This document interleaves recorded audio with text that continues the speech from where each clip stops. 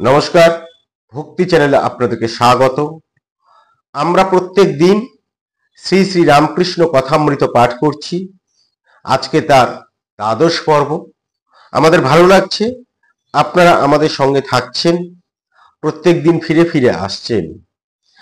আমরা অনুরোধ করব, যারা আমাদের চ্যানেলে আজকে নতুন, যারা আজকে প্রথম দিন ঠাকুরের এই কথা, এই যে মুখনিসৃত বাণী, এই যে অমৃত সমান কথা শুনছেন, তারা আমাদের চ্যানেলটি অবশ্যই সাবস্ক্রাইব করে দিন।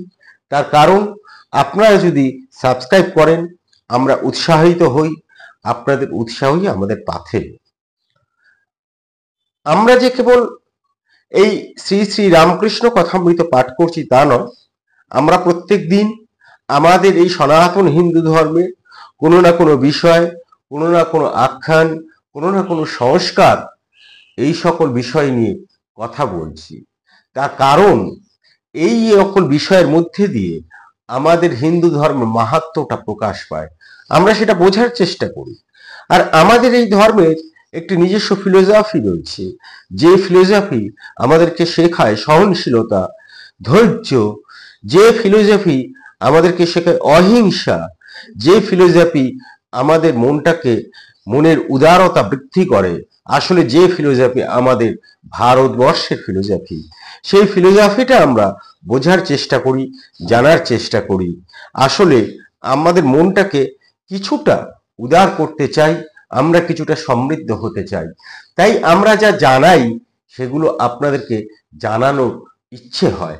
সেই জায়গা থেকেই আমাদের এই ভক্তি চ্যানেলটি, এবং আপনারা যে আমাদের উৎসাহ দিচ্ছেন, আপনারা আমাদের সঙ্গে থাকছেন, সেইটি হচ্ছে আমাদের পাথেয়। সে পাথেয়কেই আমরা মূলধন করে আমরা এগিয়ে চলেছি। আসুন আজকে আমরা শুরু করি রামকৃষ্ণ কথামৃত দ্বাদশ পর্ব। এর আগে আমরা দেখেছি ঠাকুর প্রাণকৃষ্ণের বাড়িতে ছিলেন, এই শ্যামপুকুরে যে প্রাণকৃষ্ণের বাড়ি, সেইখানে ছিলেন, এবং সেখানে যে সকল কথাবার্তা হয়েছে সেই সকল কথাবার্তা আমরা জেনেছি। এবং আমরা আরেকটা কাজ করছি এর সঙ্গে, যে সকল নামগুলো আসছে, শ্রীম এত সুন্দর এই কথামৃত আমাদের কাছে আমাদেরকে দিয়ে গেছেন, এমন সুন্দরভাবে উপস্থাপন করে গেছেন যে যদি আপনি পড়েন বা শোনেন, আশা করি প্রত্যেকের বাড়িতে কথামৃত রয়েছে। তার কারণ হচ্ছে কথামৃত হচ্ছে আমাদের বাঙালি জীবনে, আমরা যারা ধর্মে বিশ্বাস করি এবং যারা ধর্মে বিশ্বাস করেন না, আমি তাদেরও বলবো যে কথামৃতটা সঙ্গে রাখুন। কেননা কথামৃত আমাদের একটা জীবন দর্শন।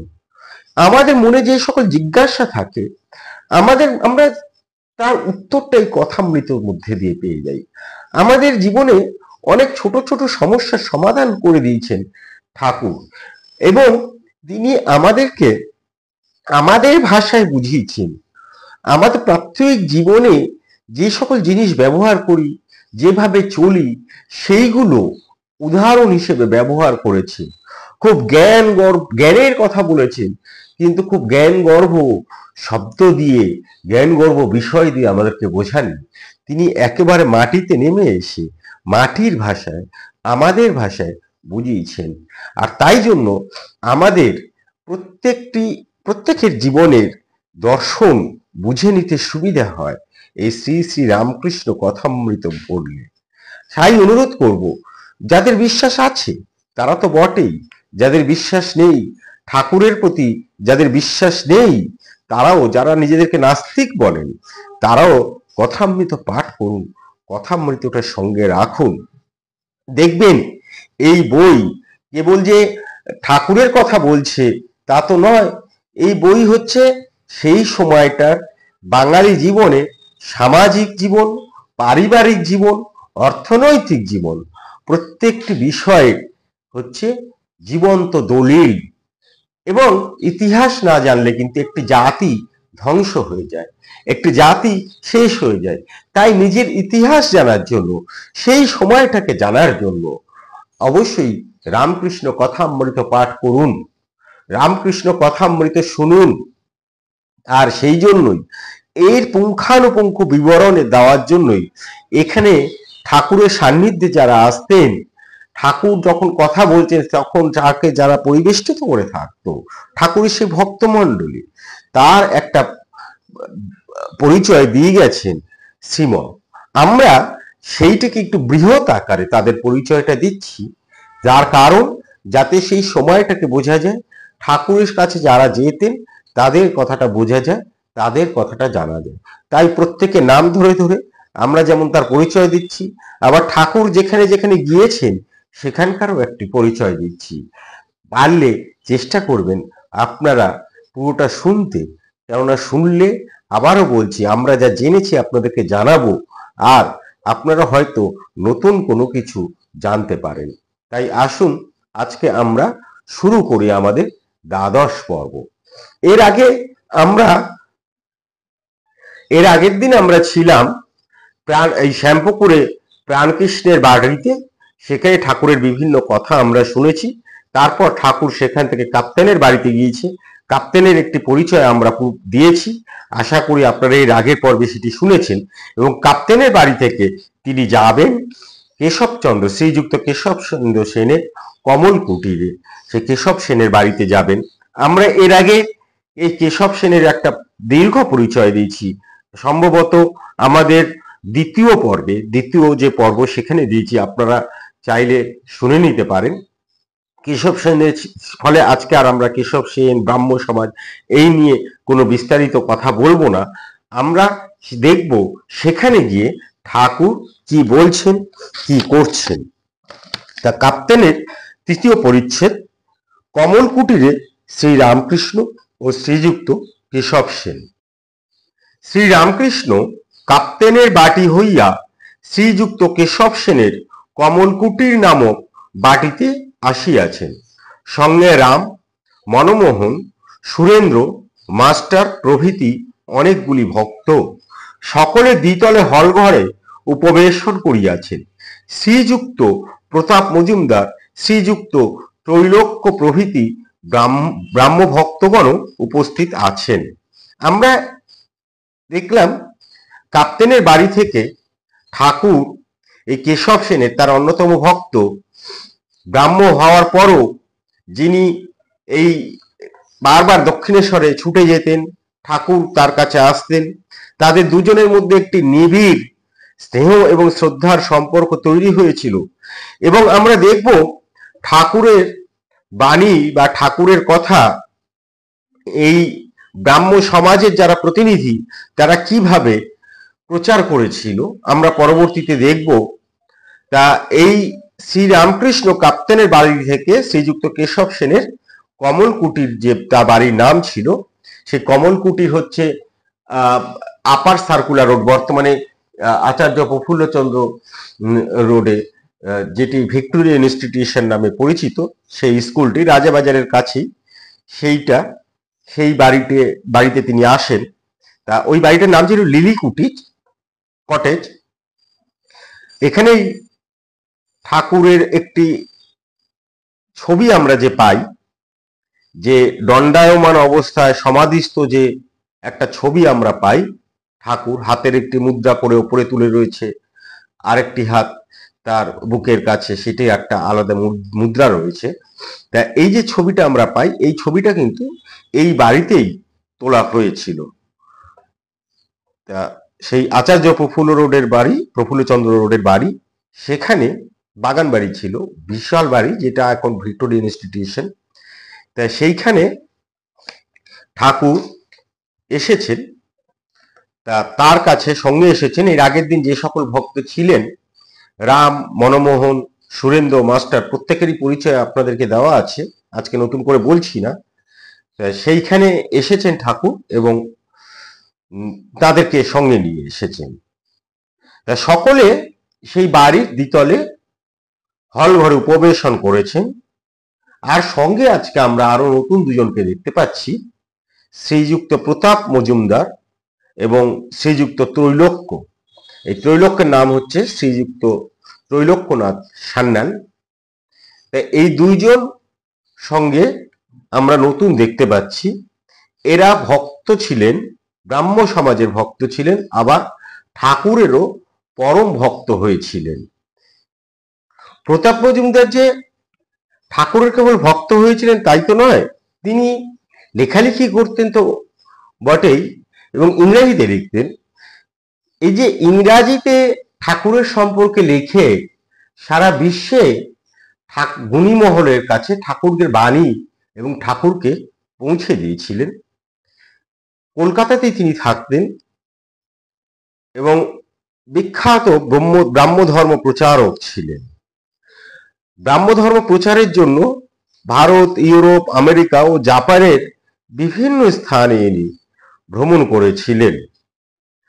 1875 খ্রিস্টাব্দে শ্রীরামকৃষ্ণের সঙ্গে প্রথম সাক্ষাৎ হয় এবং কেশবচন্দ্র সেনের দেহত্যাগের পর ইনি নববিধান, যে কেশবচন্দ্র সেন নববিধান ব্রাহ্ম সমাজ তৈরি করেছিলেন, সেই নববিধান ব্রাহ্ম সমাজের নেতা হন। ঠাকুরের কাছে ইনি মাঝে মাঝেই যেতেন। বিখ্যাত বই শ্রীরামকৃষ্ণকে নিয়ে তার বিখ্যাত বই হিন্দু সন্ত জনপ্রিয়তা অর্জন করেছিল। এটা ইংরেজিতে লেখা। ওরিয়েন্টাল ক্রাইস্ট এবং পরমহংস রামকৃষ্ণ, এই সকল গ্রন্থ তিনি লিখেছিলেন।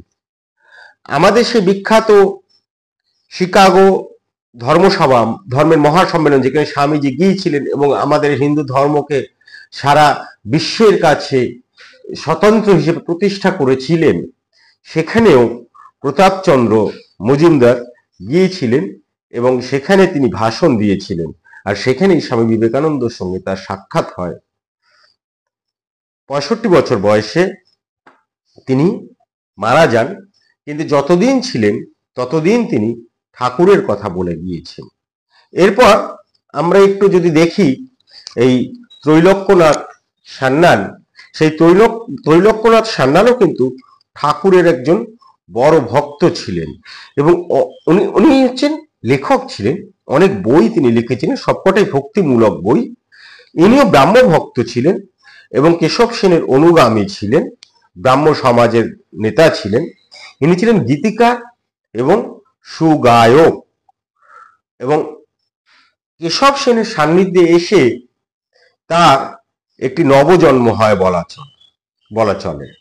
বাল্যকাল থেকে তিনি গান গাইতেন, কিন্তু লেখাপড়াটাও তো দরকার এবং সঠিক শুদ্ধ সঙ্গীত চর্চাটা দরকার। কেশব সেনের সান্নিধ্যে এসে তিনি সেই শিক্ষা চর্চা, শুদ্ধভাবে সঙ্গীত চর্চা শুরু করেন। আর কেশব সেনের সঙ্গেই তিনি ঠাকুরের কাছে যান এবং ঠাকুরের সংস্পর্শে আসেন। তারপর থেকে তিনি মাঝে মাঝে দক্ষিণেশ্বরে যেতেন, শুধু না, ঠাকুরকে গান শোনাতেন। ঠাকুর তার গলায় গান শুনতে খুবই ভালোবাসত। ঠাকুর তিনি যে সকল সঙ্গীত রচনা করতেন সেগুলো ঠাকুরের অত্যন্ত প্রিয় ছিল এবং ঠাকুর তাকে সবসময় একটু ভাবোদ্দীপক গান গাইতে বলতেন। তিনি কেশবচন্দ্র সেন তাকে চিরঞ্জীব শর্মা উপাধি দিয়েছিলেন এবং নিজে প্রেমদাস নামে একটি ছদ্মনাম গ্রহণ করেছিলেন। কেন প্রেমদাস গ্রহণ করেছিলেন এবং কেন চিরঞ্জীব শর্মা কেশব সেন তাকে নামটি দিয়েছিল? কারণ এই দুটি ছদ্মনামে তিনি অনেক, প্রায় 1000-এর বেশি ভক্তি সঙ্গীত ও কীর্তন রচনা করেছিলেন। তার রচিত নববৃন্দাবন একটি নাটক ছিল, খুবই ভক্তিমূলক নাটক। সেটি নরেন্দ্রনাথ অর্থাৎ স্বামীজি পাহাড়ি বাবার ভূমিকায় অভিনয় করেছিলেন। ঠাকুর এই নাটক দেখেছিলেন নিজে। এবং ত্রৈলোক্যনাথের আরো অসংখ্য গ্রন্থ রয়েছে, তার মধ্যে ভক্তি চৈতন্য চন্দ্রিকা পড়তে ভক্তদেরকে বলেছিলেন। ঠাকুর নিজে বলেছিলেন যে এই বইটা তোমরা সবাই পড়ো। গীতা রত্নবলী, পথের সম্বল, কেশব চরিত, শ্রী ভক্তি চৈতন্য চন্দ্রিকা, এরকম অসংখ্য বই তার রয়েছে। তাই এই ত্রৈলোক্য সান্যাল সম্পর্কে আপনাদেরকে কিছুটা জানাতে পারলাম, পাশাপাশি প্রতাপচন্দ্র মজুমদার সম্পর্কেও কিছুটা জানাতে পারলাম। আমরা যারা আজকে কেশব সেনের বাড়িতে আজকে রয়েছেন ঠাকুরের সঙ্গে, তা ঠাকুর শ্রীযুক্ত কেশবকে বড় ভালোবাসতেন। যখন বেলঘরের বাগানে সশিষ্য তিনি সাধন ভোজন করিতেছিলেন, অর্থাৎ 1875 খ্রিস্টাব্দে মাঘোৎসবের পর কিছুদিনের মধ্যে ঠাকুর একদিন বাগানে গিয়া তাহার সহিত দেখা করিয়াছিলেন, সঙ্গে ভাগেনেও হৃদয়রাম। বেলঘরেতে কেশব সেনের একটি বাগান বাড়ি ছিল, যেখানে তারা ব্রাহ্ম সমাজের যে সকল সদস্য ছিল তারা সেখানে সাধন ভোজন করতেন। আপনারা জানেন ব্রাহ্ম সমাজ একেশ্বরবাদে বিশ্বাসী, তারা নিরাকারে বিশ্বাসী, তারা সাধন ভোজনই করে ব্রহ্মের। তা সেই বেলঘরের বাড়িতে তারা সেই সাধন ভোজন করতেন। ঠাকুর কিন্তু সেখানে স্বয়ং গিয়েছিলেন এবং বেলঘরের এই বাগানে তাকে বলেছিলেন, কেশব সেনকে বলেছিলেন যে তোমারই ল্যাজ খসেছে, অর্থাৎ তুমি সব ত্যাগ করে সংসারের বাহিরেও থাকিতে পারো, আবার সংসারেও থাকিতে পারো। আসলে ঠাকুর কিন্তু ভক্তদেরকে এই দশায় উপনীত হতে বলতেন যে সংসারে থাকো, আবার সংসারের বাইরেও থাকো। যেমন ব্যাঙাচির ল্যাজ খসলে জলেও থাকতে পারে, আবার ডাঙাতেও থাকতে পারে। কি অসাধারণ দেখুন, যেটি বলছিলাম শুরুতে, যে ঠাকুর আমাদের প্রত্যেককে যে উদ্দেশ্য করে যে কথাগুলো বলতেন সেগুলো এত সাধারণভাবে বলতেন এবং তুলনাগুলো এত সাধারণভাবে দিতেন যাতে আমাদের বুঝতে অসুবিধা হয়। ব্যাঙাচি দেখবেন, যখন ব্যাঙ হয়নি, ব্যাঙের যে বাচ্চা ডিম ফুটে যখন বেরোচ্ছে, তখন তারা এই সরু একদম লিকলিকে একটা ল্যাজ থাকে আর জলের মধ্যে তারা থাকে। তারপরে আস্তে আস্তে ল্যাজটা যখন খসে যায় তখন তারা উঠে আসে ডাঙায়, কিন্তু জলে জন্ম, তাই জলেও তারা সমানভাবে থাকে এবং ডাঙাতেও তারা কিন্তু চলাফেরা করতে তাদের কোনো অসুবিধা হয় না। তা বলছেন ঠাকুর আমাদেরকে, কেশব সেনের মধ্যে দিয়ে আসলে আমাদেরকে বলছেন যে আমাদের জীবন চর্চা যেন ওই ব্যাঙাচির মতন হয়, জলে থাকবো অর্থাৎ সংসারেও থাকবো, আবার প্রয়োজন হলে ডাঙায় থাকবো অর্থাৎ সংসারের বাইরেও থাকবো। তাহলেই কিন্তু আমাদের সাধন ভজন ইত্যাদি হবে। পরে দক্ষিণেশ্বরে, কমল কুটিরে, ব্রাহ্ম সমাজ ইত্যাদি স্থানে অনেকবার ঠাকুর কথাচ্ছলে তাকে উপদেশ দিয়েছিলেন। নানা পথ দিয়া কি বলেছিলেন, কি অসাধারণ কথা ঠাকুর বলেছেন, আপনারা শ্রবণ করুন। তিনি বলছেন কেশবচন্দ্র সেনকে, নানা পথ দিয়া, নানা ধর্মের ভিতর দিয়া ঈশ্বর লাভ হতে পারে। মাঝে মাঝে নির্জনে সাধন ভোজন করে ভক্তি লাভ করে সংসারে থাকা যায়। জনকাদি ব্রহ্মজ্ঞান লাভ করে সংসারে ছিলেন, ব্যাকুল হয়ে তাকে ডাকতে হয়, তবে দেখা দেন। তোমরা যা করো নিরাকার সাধন, সে খুব ভালো। আসলে ঠাকুরের মনে কোনো সংকীর্ণতা ছিল না, তিনি সেই জন্য খুব সহজেই বলতে পারেন যে নানা পথ দিয়ে, নানা ধর্মের ভিতর দিয়ে ঈশ্বর লাভ হতে পারে। আসলে তিনি খালি বলতেন ঈশ্বরকে ডাকো, ব্যাকুল হয়ে যাও। ব্যাকুল, এর আগেও আমরা দেখেছি তিনি বলছেন ঈশ্বর পাবার, ঈশ্বরকে উপলব্ধি করার একমাত্র উপায় তার প্রতি ব্যাকুল হওয়া। যদি তার প্রতি ব্যাকুল না হই তাহলে যে পদ্ধতিতেই আমি সাধনা করি না কেন তাকে পাবো না। কিন্তু তার প্রতি যদি ব্যাকুল হই তাহলে যে কোনো পদ্ধতিতে আমরা যদি সাধনা করি, ঠাকুর বলছে নানা পথ দিয়ে, নানা ধর্মের ভিতর দিয়ে ঈশ্বর লাভ হতে পারে। তার কারণ তার প্রতি ব্যাকুলতা থাকে। এই যে কেশবচন্দ্র সেনকে বলছেন তিনি, তোমরা যা করো নিরাকার সাধন, সে খুব ভালো।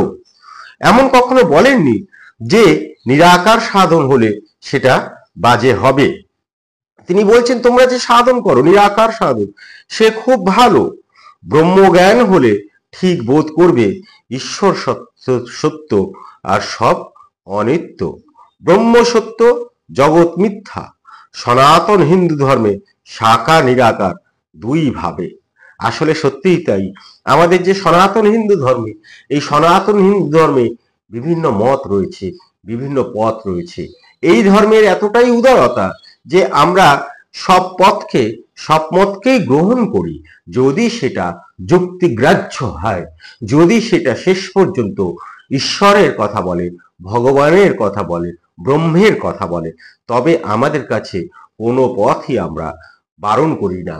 আর ঠাকুর সেই উপলব্ধি আমাদের কাছে পৌঁছে দিতে চেয়েছেন যে ব্রহ্ম সত্য, জগৎ মিথ্যে।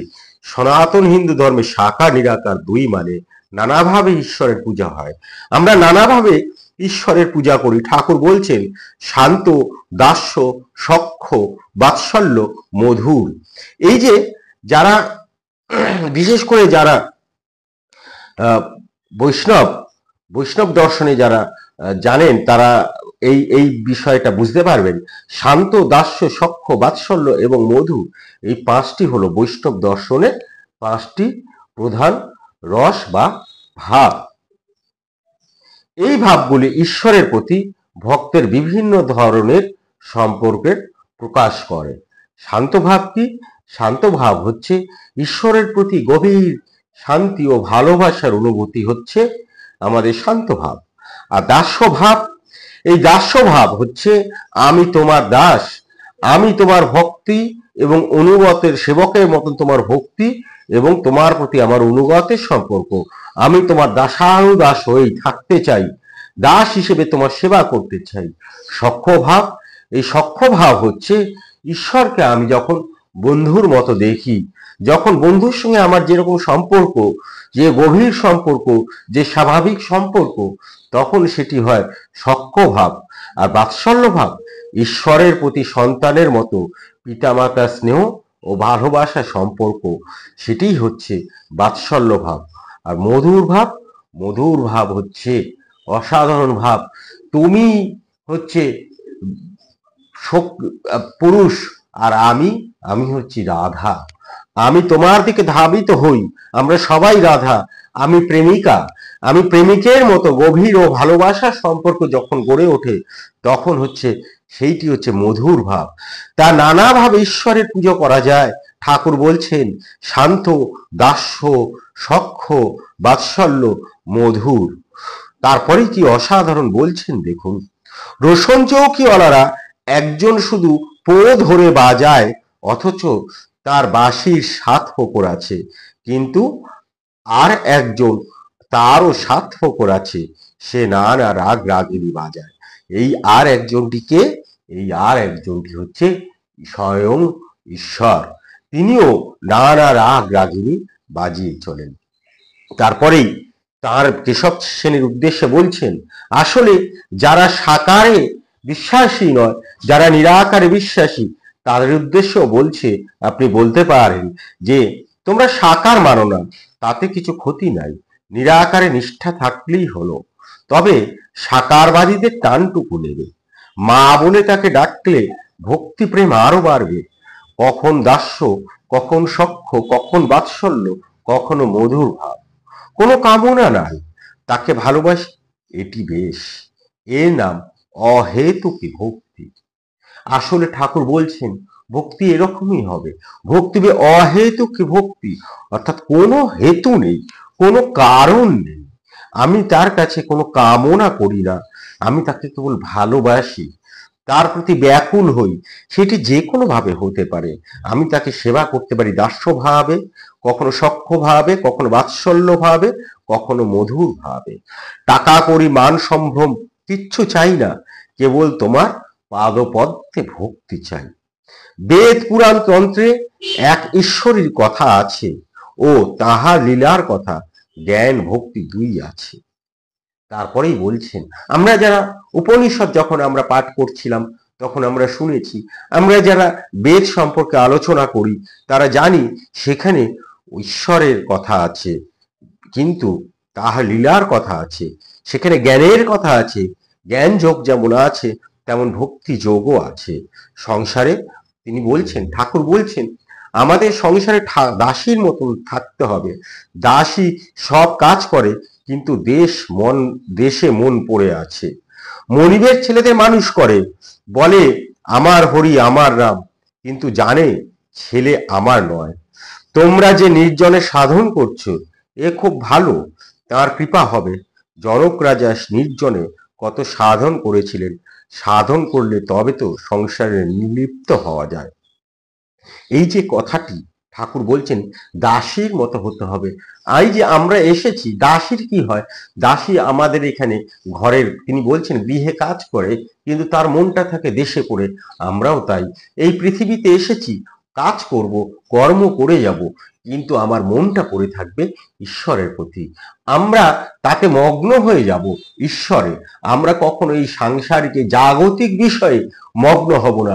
ঠিক দাসী যেমন ভাবে নিজেকে, নিজের মনটাকে সঁপে রাখে তার দেশের বাড়িতে, আর কিন্তু দেহটাকে সঁপে রাখে, দেহটাকে এখানে চালনা করে মনিবের বাড়িতে, ঠিক সেই রকমই আমরা দৈহিকভাবে এখানে থাকলেও আমাদের মন, আমাদের আত্মা যেন পড়ে থাকে তারই পাদপদ্মে।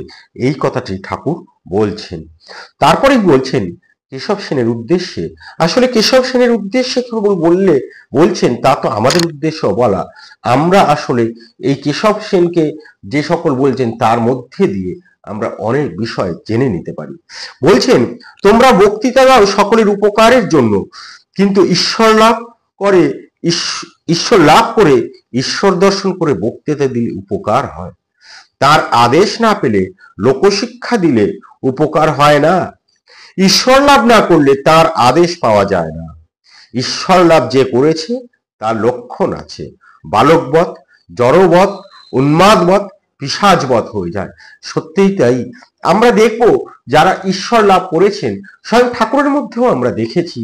ঠাকুর একটু পরেই দেখব আমরা চৈতন্যদেবের কথা বলবে, আমরা বামাখ্যাপার মধ্যে দেখেছি, আমরা যে কোনো বড় বড় সাধকের মধ্যে দেখেছি যে যখন ঈশ্বর লাভ করে, ঈশ্বর লাভ করলেই ঈশ্বর যখন তাকে আদেশ দেয় তখন সে লোকশিক্ষার ভার নেয়, তখন সে কথা বলার ভার নেয়, এবং তখন সে কখনো বালকবৎ, ঈশ্বর লাভ করলে আসলে তার এই বাহ্য চেতনা, এই জাগতিক বিষয় থেকে সে সম্পূর্ণ নির্লিপ্ত হয়ে যায়।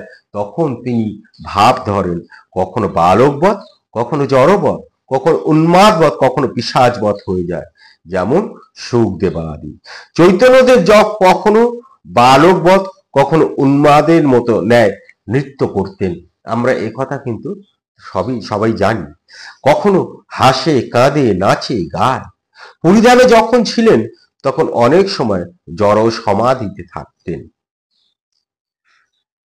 এই গেল আজকে চৈতন্যদেব সম্পর্কে যে কথা ঠাকুর বলেছেন, সেই কথা দিয়ে আজকে আমরা আমাদের এই পাঠ, দৈনিক পাঠ ধারাবাহিকভাবে যে পাঠ করছি, আমাদের এই দ্বাদশ পর্ব আজকে শেষ করলাম।